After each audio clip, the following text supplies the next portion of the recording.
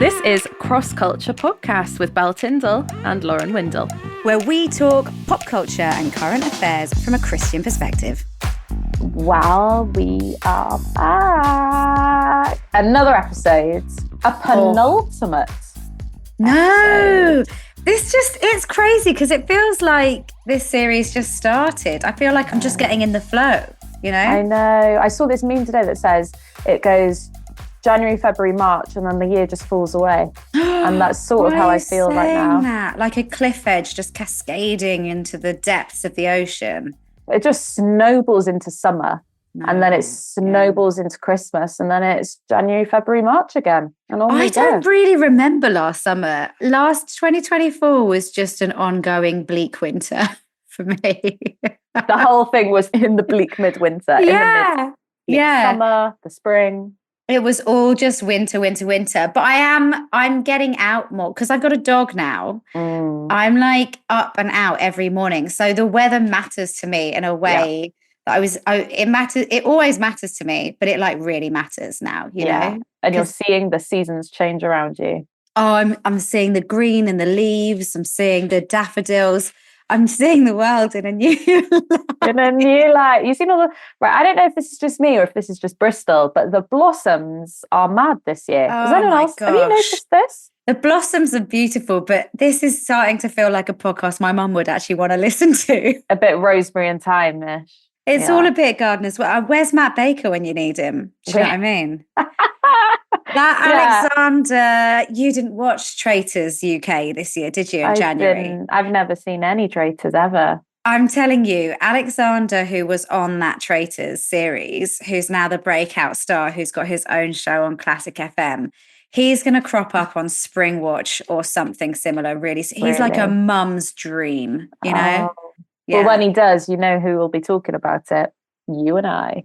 Only because I'm going to put it on the agenda, not because you're interested.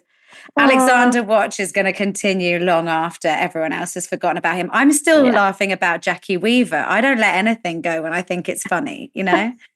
So I've got mugs with "You do not have the authority here, Jackie Weaver." And at brunch yesterday, my friend was like, "What a throwback." And I was like, really never left my consciousness. Yeah. Is it? Don't you also have a mug with "What a sad little life, Jane"? What a sad little life, Jane. Yes, I do. Yeah, and I've got another throwback. Got one that says "Bacon is good for me." Do you know that? Yeah, I can kiss this. You really do. You're a hoarder of memes and what were they called before they were reels? Vines. You're a hoarder of vines. Oh my gosh. Okay, so my favorite Vine. This is such a throwback because when did Vine stop? I want to guess 8 years ago. Yeah, like 2015, 16. So for a long time, there was a kid who was like dancing and it was like, "Do it for the Vine, I ain't gonna do it. Do it for the Vine, I ain't gonna do it." So anytime we wanted someone to do something, that's what we would shout at them. Do it for the Vine. Yeah, even though none of us posted on Vine. But my absolute favorite Vine, and this was my pub quiz team name for like years as well, right? There's a woman pulling out of like a drive-through fast food place in the States somewhere. And on those big signs, you know, where you put the massive letters to like spell out burgers, milkshakes, whatever. There's a word and she's like cracking up and she's like, "What is that? It's Freesia Vacadoo." And it says fresh avocado. But it's Freesia Vacadoo. Freesia Vacadoo is basically the only way I talk about avocado these days. Because of Freesia Vacadoo. So that was your team name, Freesia Vacadoo. Yeah, but we spelt it out phonetically. It wasn't like we didn't want him to read it and be like fresh avocado. It was like Freesia Vacadoo. Yeah, that's what we did. I definitely thought orangutans were orange gutans for a while. In a very similar vein. So that could be your next team name if you want. That's a better team name. That's like a sort of A-team assemble, the Orange Gootangs. The Orange Gootangs. Well, there you go. Everybody can have that one. Oh my gosh. Okay. They'll be popping up in pub quizzes all over the country. That is so good. Right. I've got a few fun facts from the week that I'm just going to share with us to kick us off. And I was trying to segue earlier when I was talking about having a dog and the weather, but then we got onto so many more interesting things like vines and orange gootangs. So I'm now going to have to quite clumsily drag us back to that moment. Drag us back into shape. Drag us back. Having a pet, right? Research came out this week. Having a pet is linked to increased life satisfaction. Oh, I can believe that. I know. I can completely believe that. I'm just coming out of quite a difficult puppy phase with my dog. So she's 10 months. So she's still very puppy-y. She like jumps up at strangers in the street and I have to tell her, please don't do that. That's not very polite. Because she's big, right? She's 10 months, but she's a tall girly. She's a tall girly. I wanted a dog, right? And she's a rescue dog. So you don't get to like choose. You don't get to fashion the dog like you would. So you just kind of get what you're given, like whatever the RSPCA has rescued that week. And I did specify, though, I wanted a big breed. I wanted a dog that when a kid draws a picture of a dog, that's what they draw.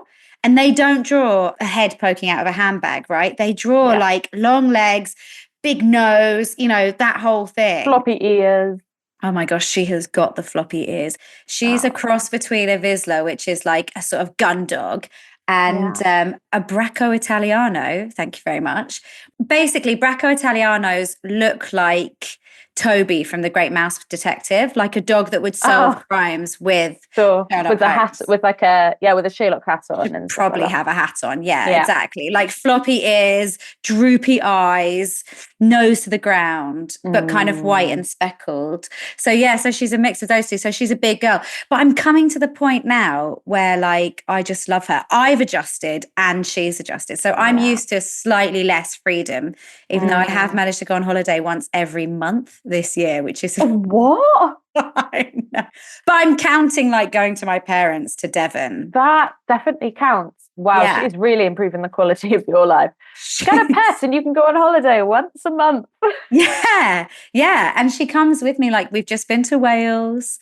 We were down in Devon. I recorded 2 episodes from down in Devon with my parents. Where else has she been? She's been to Edinburgh. She's been to Wales 3 times, 3 separate times. Devon twice, Edinburgh once. And then I have also gone abroad to like the States and various other places and I didn't bring her. She stayed with my parents. That's amazing. But so marginally reduced quality of freedom of life, but I'd say very marginal in my case.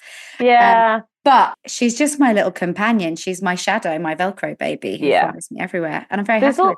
There's also something about, I don't know if this is just me, just because I'm such a naturally quite self-centered person, but when I have a dog, there's something so good about the forced selflessness of it. Yeah.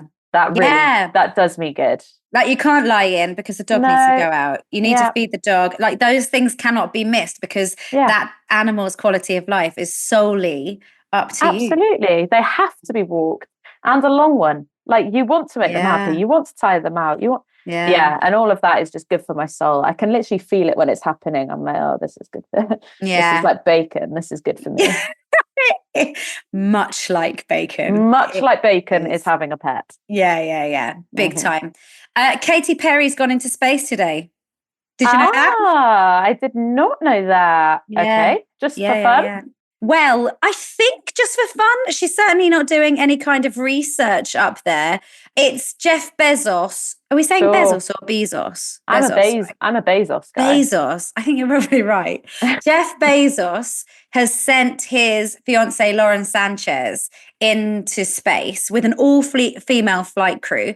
And she's like, I don't know, kind of, I guess like at school when your mum says you can take 6 people to Discovery Zone. She's picked her 6 favorites. So she's taken like a civil rights activist, CBS Good Morning co-host, Gayle King. She's taken a film producer, an entrepreneur, a rocket scientist, and Katy Perry. So wow. Okay. Yeah. Weird. How long are they going for? They're only popping up into space and then back down. So it's not even going to be an overnighter from what I can tell, but it's just a little gift for her. So if I had said to you, which celebrity do you think is going to be the first to go into space? Would she have been your pick? No, I think I'd have gone Lady Gaga over here. Lady Gaga. She used to be so much wilder with her music videos. I can imagine a Gaga music video from space. From space, I can too. So I think Just I would have picked her before Katy Perry. Yeah, I think you're right. The other thing, also in the old science realm, if you can call what we've already talked about. Speaking of astrophysics. Yeah, just while we're on topic, right? Scientists have found the most bitter substance known to mankind. And it's in like a type of mushroom. But how bitter can it be? Because it's not sour, it's like bitter. But what is bitter? What is bitter? Like I was reading it and I was like, okay, think of the bitterest thing you know. And I can't. The most bitter thing I know. Because bitter for me is like, oh my gosh, how do you describe what bitter is? Salty? Maybe? Yeah, I think, like overly salty. Like it's really bitter. Like a lemon's bitter. A lemon is bitter, but is that sour? Oh my gosh. But you do get bitter lemon. That's an actual flavour. I think we've uncovered something here where actually sour and bitter are the same thing. Yeah. Has anyone else discovered this? Could we make a couple of million? I think that you just accept things that people say, and people are like, oh, you've got sweet and salty receptors and bitter receptors and sour receptors. When does someone sit down and go, tell me the difference? Tell me the difference between bitter and sour. Because also when we're speaking of people, I think we would call the same people bitter and sour. Oh, she's a bit sour about that. Oh, she's bitter. It's the same. I think in people, adjective. Bitter is longer lasting. I think leaves a bitter taste in your mouth. I think you can be sour like short term, but bitter has got to last because bitter's got some longevity. Okay, there we go. Maybe that's the difference then. Bitter lingers, whereas sour. Maybe that's the same for taste. I don't know, but it's made me want to get my hands on these mushrooms. No one has ever taste them. Bitter has never made me run to a shop and been like, woo. Aren't you quite intrigued by anything that is the most of anything known to mankind? Maybe. Do you remember toxic waste sweets? Do you remember those when we were little? And they were marketed as the thingy head with the exploding head things. Yeah. Yeah, I really like those. The most sour sweets you will ever eat in your life. I think they probably were. Probably. I don't have any evidence to the contrary of that statement. Yeah. So I'm imagining maybe it tastes a bit like that, but a bit more mushroomy.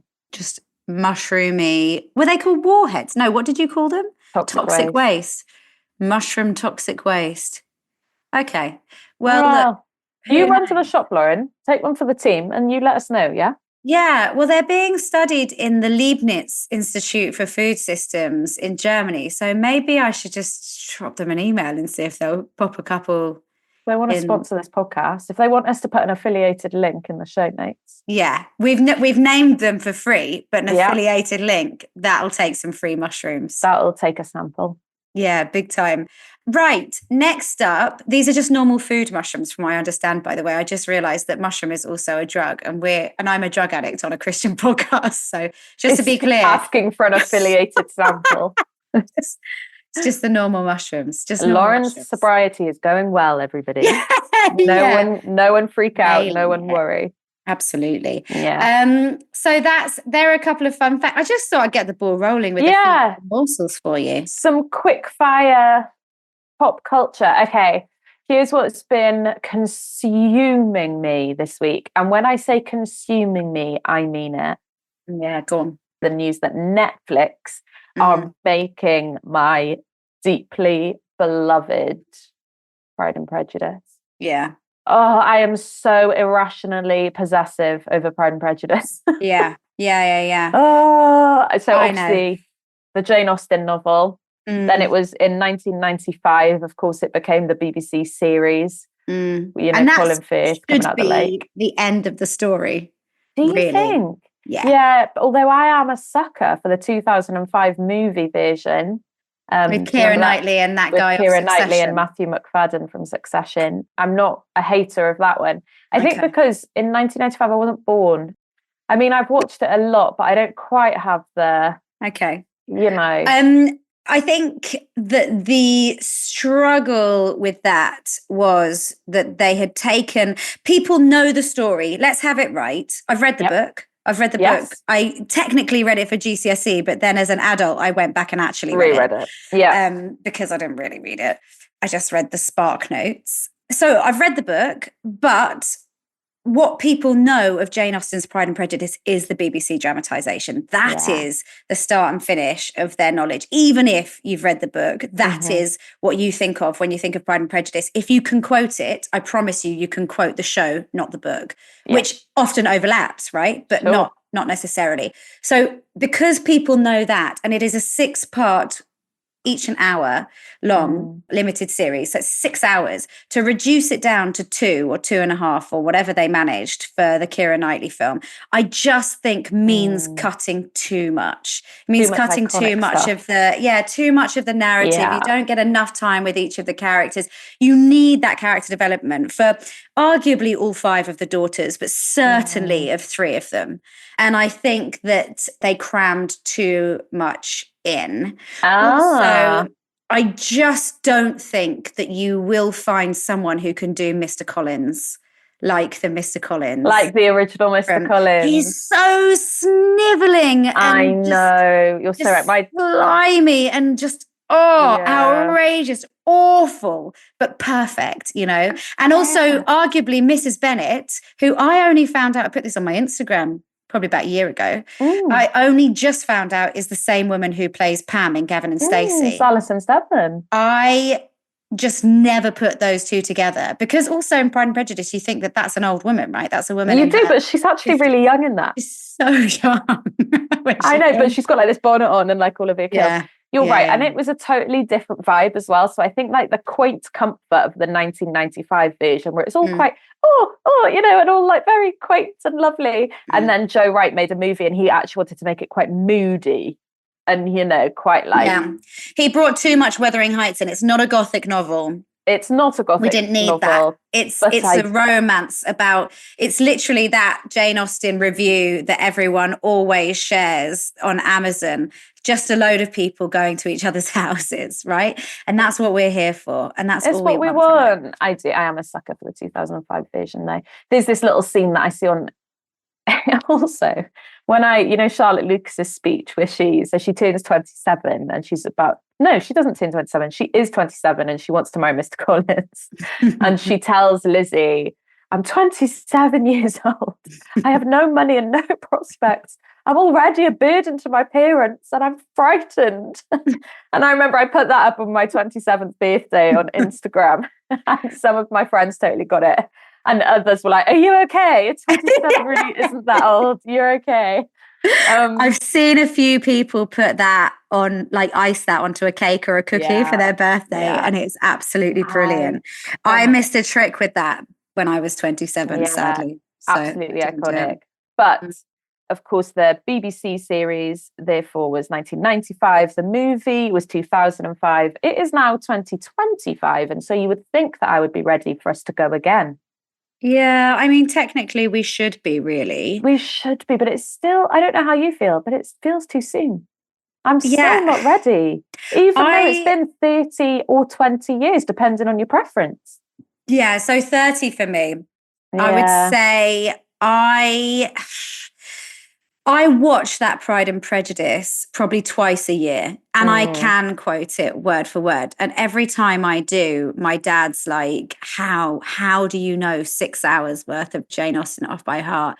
But I just do. We've all got our priorities and it is mine, right? Can you do the theme tune?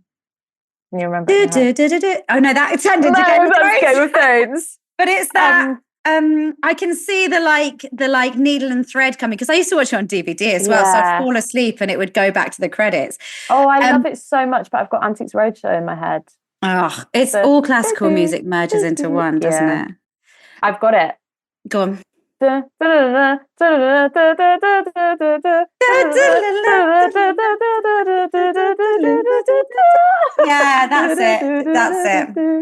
that's it. Anyway, if they don't keep beautiful. That, I'm not watching. Yeah, that's my They ditched that and they have gone too far. Too far. I'll tell you very briefly a couple of things I'm excited for before I launch into a tirade of why I'm not going to like it, right? Oh, okay. Start with the good news. I find it hard to dislike anything Olivia Colman does. And she has been cast as Mrs. Bennet. And I think she'll be a phenomenal Mrs. That is, if this was going to happen, and it seems like they're pressing on despite my reservations, then she's the right person to cast for the role of Mrs. Bennet. So that's exciting. She's perfect. That's it. That's my good things. What are your good things? I mean, yes, my good things are it's going to have a lot of budget and that's fun. The thing is, I'm going to enjoy it. I'm going to enjoy watching it, but I am nervous. I'm underwhelmed by it. So Olivia Colman is perfect for Mrs. Bennet. Elizabeth Bennet, Emma Corrin has been cast to be Elizabeth Bennet. And I feel like Emma Corrin, I've seen Emma play this part before. How? Not like actually Elizabeth Bennet, but she's played parts like this. I was like, what? Yeah, okay, no, yeah, I get it. Parts like this, you know. Don't think, have I seen her in anything? Lady Chatterley's lover. She plays Lady Chatterley, and that's so I feel like and she played Diana in The Crown. Diana. So you can kind of see how it's going to be played, unless I'm wrong. And then Mr. Darcy is Jack Loudon. Who you might know from War and Peace. I think he's just been in White Horses, although I haven't seen that. And again, I feel like I've seen him be Mr. Darcy 1,000 times. Yeah, I love White Horses. He's a bit bumbling in it, in a way that Darcy isn't. A little bit boring. I think he's fine. He looks a little bit old, but then I guess, I don't know how old he is, but actually he looks far younger once he's shaved his beard. I guess Mr. Darcy, true to the story, Mr. Darcy would have been significantly older than Elizabeth Bennet at the time, because Elizabeth Bennet is not 1 and 20. Not 1 and 20. Indeed. When Lady Catherine de Bourgh asks her. She's not 1 and 20. Here's the big news, though. So I knew all of this was happening. What I didn't know was happening. And I don't know, Lauren, if this delights me or terrifies me. And I'm actually counting on you to push me one way or the other, because I feel like you will have more insight, is that this adaptation is being written by Dolly Alderton.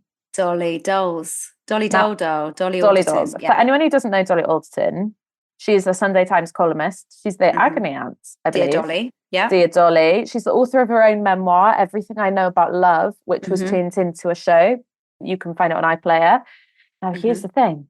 She started off scripting Made in Chelsea. Did you know that? Started off scripting Made in Chelsea, which you kind of see in her memoir, Everything I Know About Love. Yeah. Now, I didn't love Everything I Know About Love, which is what's freaking me out. She's also written a few other books, all of which are kind of like romantic novels in one way or the other. So romance is really what she dabbles in, but very much modern day romance.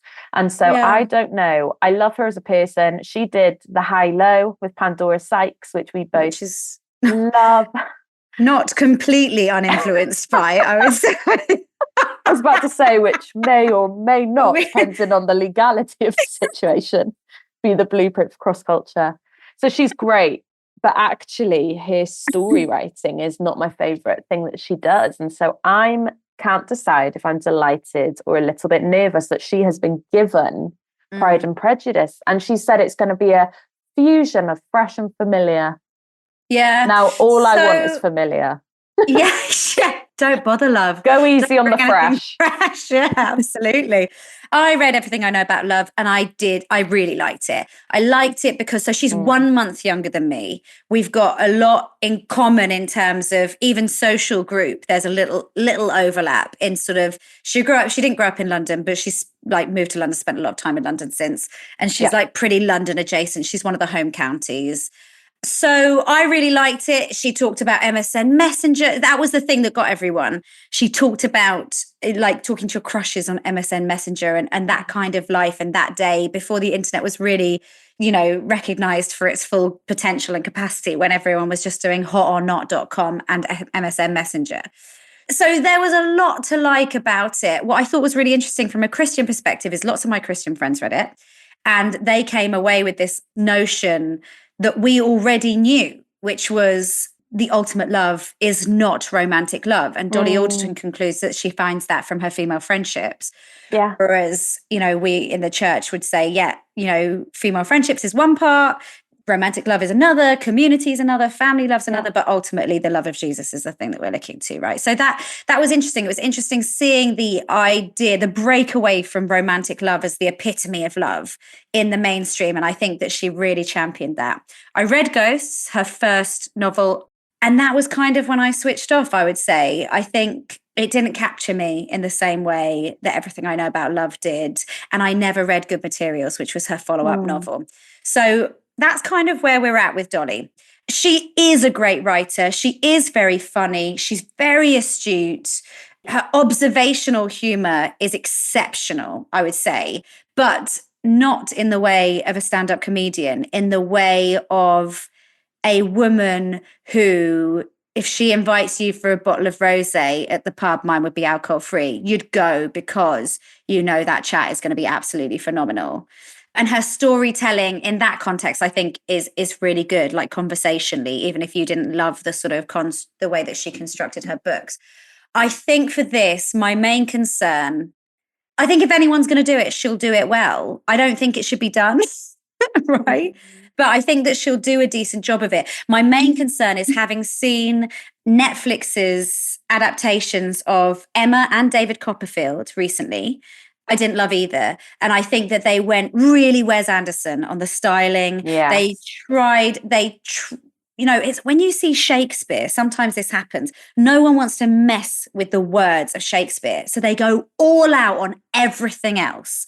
They change the scene, the setting, the genders, whatever. They just try really hard not to mess with the words. We've seen that with Charles Dickens. We've seen that with Jane Austen. They really want to stick with the words that those epic writers wrote. So they end up toying with everything else. And I know, Miranda Hart was in Emma and I love her, because obviously she's one of us. Right. But it just didn't land for me. Oh, didn't you? I really liked Emma. I thought I really liked it. It was really whimsical, very Wes Anderson, like you said. And I do think that Emma's the one Jane Austen book that I don't mind being fiddled with, because maybe I'm just not overly precious about it. What I didn't like that Netflix did was Persuasion, which is another Jane Austen novel, and that starred Dakota. And in that one, they did mess with the words and got horrific reviews for it. I imagine that Dolly has been given a very strict, do not pull a Persuasion, do not. I don't know. I don't know. I'd say my concern is not Dolly. It's I want to see the brief that Dolly was given by Netflix before I pass judgment on it. Okay, so that's how I feel. Now we would like bitter mushrooms and the brief, the contract that Dolly has signed. If both of those just could be sent to our door.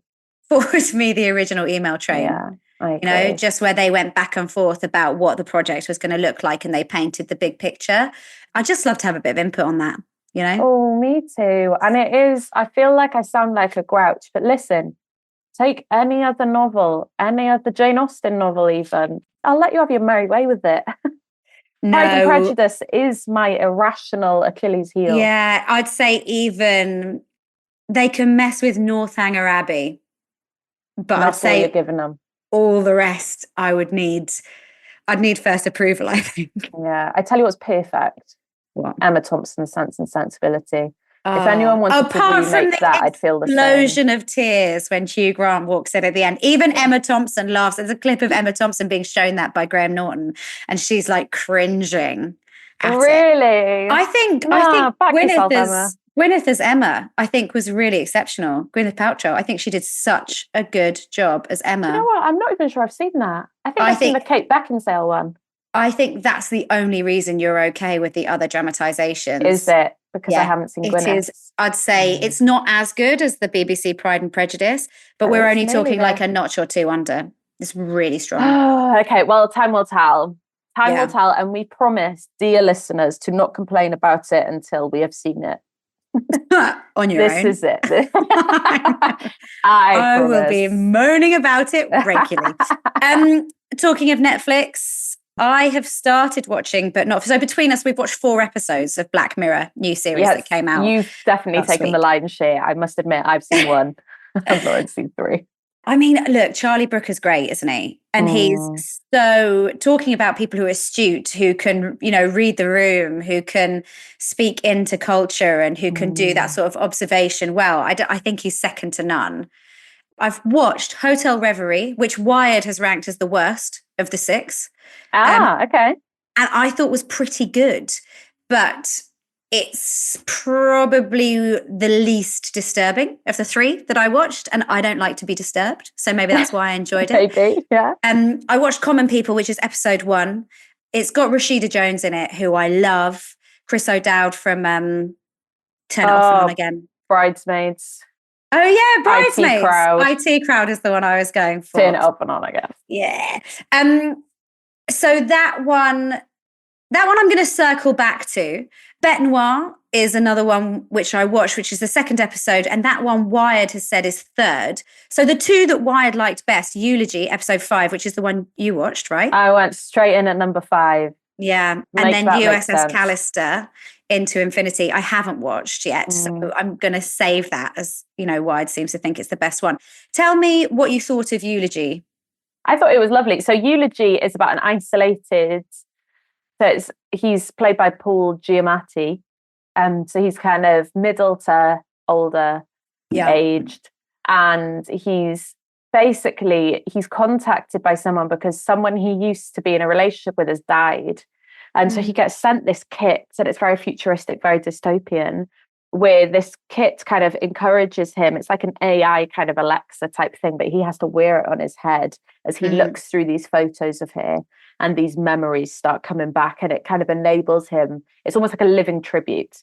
And so it's him going through these memories, looking through these photographs. And I think it says a lot about being present in the moment, a lot about keeping memories, but also it has these deeper undertones of a lot about how we perceive our perceptions of reality and how we are never seeing anything neutrally. Like we are always going through life with our brain telling us how to experience and understand certain moments in our lives. So it was lovely. It wasn't disturbing. It was sad in moments, but also quite wholesome in moments. And that's what I needed. I was willing to watch a Black Mirror, but I wasn't in a headspace where I could be scared for the state of the world. So I went easy. I went light. Yeah. Well, I think he's a phenomenal actor. So I'm looking forward to watching that. I watched Holdovers, the Holdovers. Yes. He's quite a similar character in this. Oh, really? In the Holdovers. Yeah. Okay, yeah. Well, I thought that was a great film. So of the 3 I've seen, the most disturbing is definitely Common People, which is the first episode, Rashida Jones, that one, where they're sort of a couple. They are very short of money, and then they're sort of backed. I don't want to give too much away, but they're backed into a corner financially where their life depends on them being able to hand over a certain amount of money every month. And it just... I think that what disturbs me most, and I really find this, I thought a lot about this when I read those 2 very popular fantasy, romantasy books that I said I probably wouldn't recommend. The Court of Roses. The Court of Thorns and Roses. The Court of Thorns and Roses goes really heavy on humiliation as a method of discipline or a method of keeping people in their place. Interesting. And I understand the sort of the titillation of that. And it's not real, because it's a book. It's been but you do sort of worry for the souls and the hearts of the people who've come up with this stuff. But it features really heavily on that. And I there's something disturbing about that as a narrative, right? And it comes into Common People because they need to make money.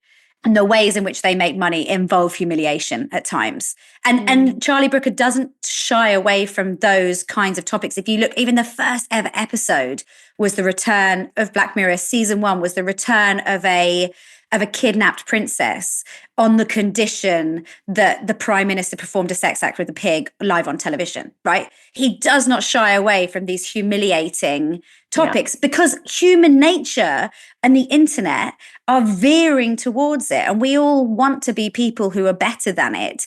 But you see it, the horrendous stuff that people watch on pornography sites and stuff like that. Increasingly, there's an appetite for degradation.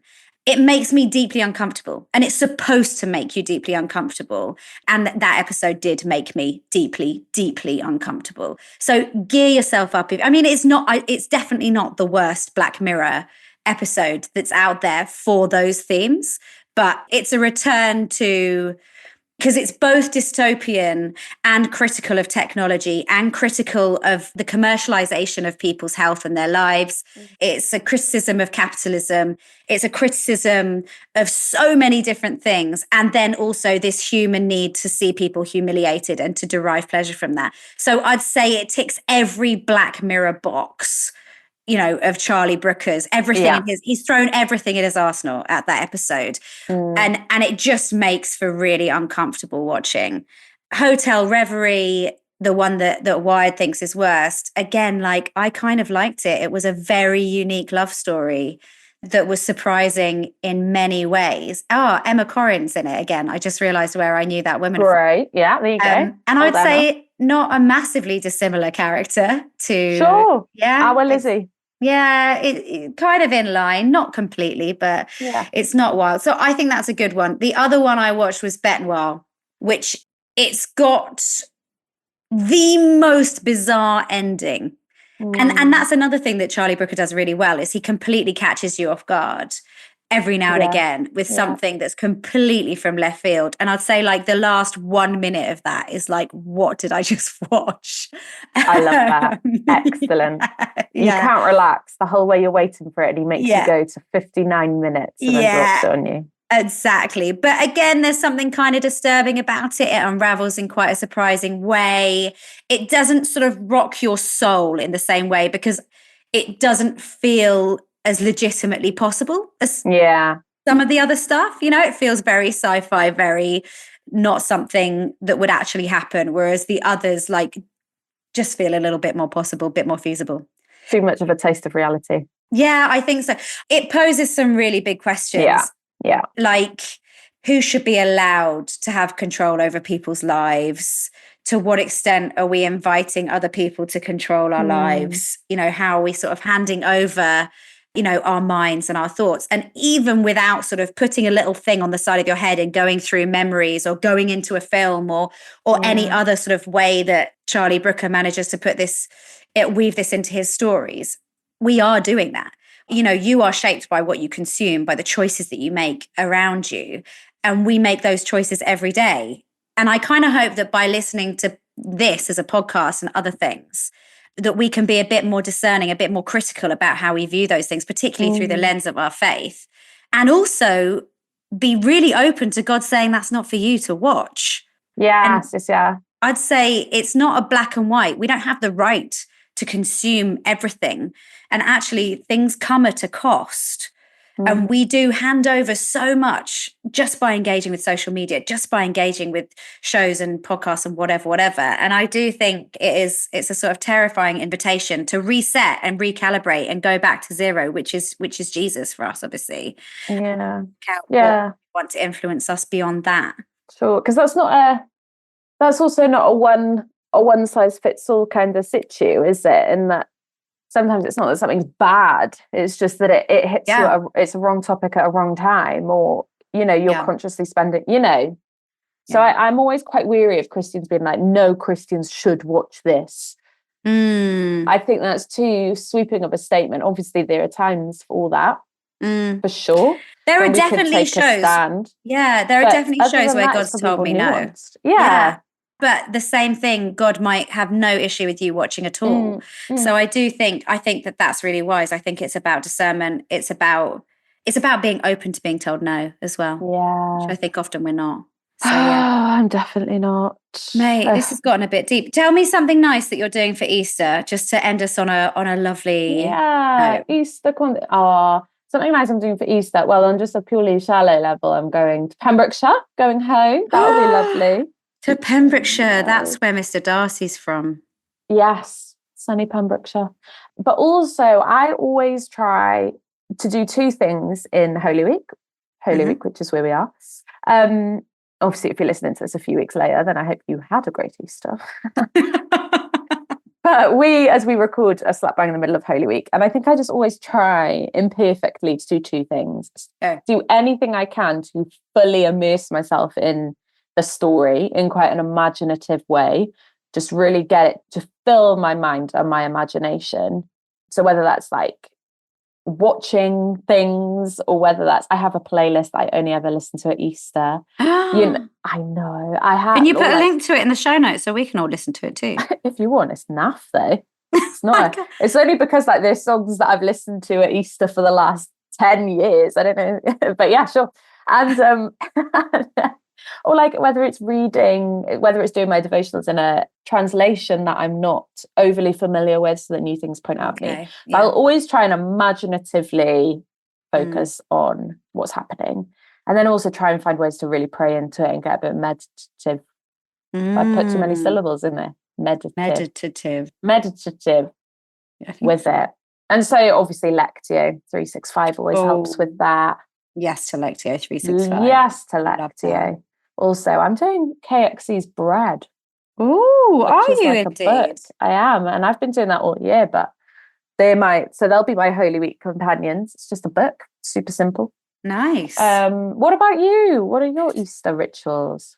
Do you know, it's so funny. I never really saw Easter as a big deal until like quite late into coming to faith. I just sort of treated it as a normal Sunday. I think because I was abroad as well, I didn't have family around me. So it was just like, normal day, whereas more recently it's become a much bigger thing. I've done all of the commercial things. I've done an Easter egg hunt for my niece and nephews. Yeah, of course. We like made Easter cookies and decorated them, all of that kind of stuff. And actually this year I am hosting like a friend's Easter on the Sunday. So 9:30 at mine for bacon butties, walk across the common to church, back for a nice big roast, then time of prayer, some games, we'll go off for a walk, and then just round off with a movie. I'm basically doing a Christmas without presents. That's so great. How many people are you doing that with? 11. Wow. Yeah. 2 meals for 11 people. Oh, 3 meals. But the third meal's like leftovers and cheese and Easter eggs, Sure. That sounds great. Yeah. So it's going to be brilliant. Yeah. And everyone's got the day off the day after. So it doesn't really matter what time we finish. Go late, go big. Yeah, exactly. So I'm really looking forward to that because it was brought to my attention. I've got quite a set sort of friendship group of there's 20 of us, and we'll go on holidays together and we'll do things together. And I was chatting to someone, and it was only then that I realized that not everyone loves Christmas and Easter. And obviously, that like theoretically, but I think, and a couple of people were talking about, next Christmas we'll do like a Friendsmas instead of, because there's maybe complications with the sort of families and things. And then I thought, well, I don't need to spend Easter with my family. I've just gone away with them for a week. So everybody on the ark, Everybody on the ark. Yeah. 2 by 2. There's bacon. there's movies. There's Jesus. Oh, all the best things. Not in that order. Not in that order. That sounds wonderful. Yeah, I think it should be good. I'm really, really looking forward to it. I tell you what I am doing as well. I'm doing the Friday service, and I'm gonna observe the solemnity of the Friday, and I'm not going out. I'm gonna take that as quite a prayerful day. I'm probably gonna fast and go deep on that day, ready for the celebration on Sunday. Indeed, fast and feast. I work for the Church of England now, and I've never been in Planet Anglican before, but I love the way they structure their year. It's very. I mean, if you're a person who likes diaries, which are very well organised with space for a to-do list, then you'll like the way the Church of England structures their year. Get yourself to the CV. Every day has a purpose. You're either fasting or you're feasting. Absolutely. Get that liturgy down, yeah. Oh, yeah. It's all ready for you. Come on. Well, have the best long Jesus-filled weekend, one and all. And we'll be back next week with the final episode of this series. So if there's any questions you've got for us about pop culture, anything that you want to know, you want to hear our favourites, whatever, drop us an email, podcrossculture@gmail.com. We want to hear from you, and have a great, great Easter weekend. Woo!